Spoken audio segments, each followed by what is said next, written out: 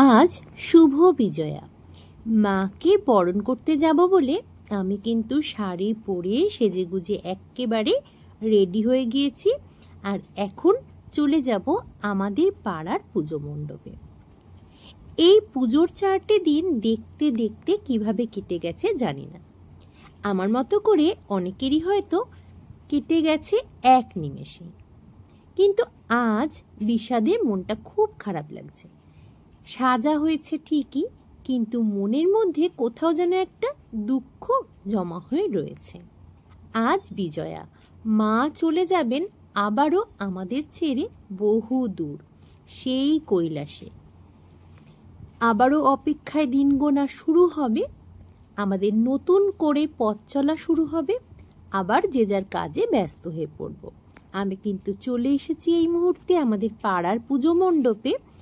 আমাদের পাড়ার বেশিরভাগ মহিলা, দিদি, বোন, কাকিমা, জেঠিমা প্রত্যেকেই কিন্তু এখানেই এসে থাকেন মাকে বরণ করার এবং সিঁদুর দান করার উদ্দেশ্যে। দেখুন, এখানে কিন্তু ভিড় রয়েছে যথেষ্ট। আমি আস্তে আস্তে বেশ সন্ধেই হয়ে গেছে। যেহেতু আজ বৃহস্পতিবার, অনেকেই ভেবেছিলেন আজ হয়তো মায়ের বিসর্জন হবে না। সেই কারণেই আমার মতো করে অনেকেই একটু দেরি করে ফেলেছেন। আর যেহেতু অনেকেই এই একই ধরনের ভাবনা চিন্তা করেছেন, তাই এই মুহূর্তে মণ্ডপে কিন্তু ভিড় রয়েছে যথেষ্টই। আমি এসেছি প্রায় আমার আগে গোটা 20-25 জন তো হবেই। যাই হোক, মায়ের জন্য যখন আমরা সারাটা বছর অপেক্ষা করতে পারি, এই কজনের জন্য অপেক্ষা করা বিশেষ কিছু ব্যাপার মনে হচ্ছে না। মনটা কিন্তু আজ সকলেরই ভীষণ খারাপ, কারণ এই যে পঞ্চমী, ষষ্ঠী, সপ্তমী, অষ্টমী, নবমী, এই দিনগুলো কিভাবে যে কেটে গেছে আনন্দ করে জানি না। আর আজ মাকে বিদায় জানানোর পালা। মা তো ফিরে যাবেন আবার, কিন্তু আমাদের সঙ্গে রেখে যাবেন অনেক স্মৃতি, অনেক ভালো লাগা, অনেক অপেক্ষা, আর অনেক কিছু অপ্রাপ্তিও। যাই হোক, আগামী বছরের জন্য আবারও শুরু হবে নতুন করে দিন গোনা। প্রত্যেককে যে যার কাজের মধ্যে ব্যস্ততায় ফিরে যেতে হবে আবার নতুন করে। আমি কিন্তু অপেক্ষা করছি। আপনারা দেখতেই পাচ্ছেন সামনে কতটা ভিড় রয়েছে। ছোট কচি কাচারাও কিন্তু রয়েছে যারা মায়ের সাথে এসেছে। আমার ছানাটিও রয়েছে সাথে, কিন্তু সে আমার পাশে দাঁড়ানোর সুযোগ পায়নি, যেহেতু লাইনে যথেষ্ট ভিড় রয়েছে। সে এদিক ওদিক ঘোরাফেরা করছে আর মাঝে মধ্যে একটু ছবি তুলে নিচ্ছে, দেখতেই পাচ্ছেন তাকে। এই বিষয়টি কিন্তু তার ভীষণ প্রিয়, তাই আজও অন্যথা হয়নি। আর এদিকে আমি কিন্তু গুটি গুটি পায়ে মায়ের মণ্ডপের উপরে এসে গিয়েছি। এখানে কিন্তু মায়ের যে মূর্তিটা রয়েছে, সেটা কিন্তু রয়েছে হাইটটা অনেকটা উঁচু। আর আমার হাইট অনুযায়ী অনেকটাই যেহেতু বেশি উঁচু, সেই কারণে একটু ভয় ভয়ও করছে। ওই প্লাস্টিকের চেয়ারগুলোর উপরে উঠবো কি করে, আর উঠতে গিয়ে যদি পড়ে যাই, এরকম নানান আশঙ্কা মনে দানা বাঁধছে। যাই হোক, আমি অপেক্ষা করছি আর সামনের মা কাকিমা যারা রয়েছেন তাদের বরণ ভালোভাবে দেখছি। যদিও এই বছরই প্রথম বরণ আমি করছি না, তাহলেও আমি প্রতিবারই যেন বিভিন্ন নিয়মগুলোই ভুলে যাই। যাই হোক, সামনে সকলকে দেখার চেষ্টা করছি।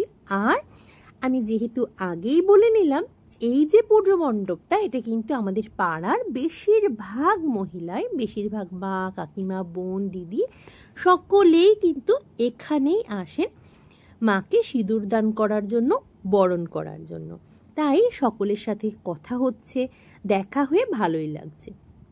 পুজোর কটা দিন যাদের সঙ্গে হয়তো সারা বছর সেভাবে দেখাও হয় না, এখানে আসার পর কিন্তু দেখা হয়, কথা হয়, বেশ ভালো লাগে।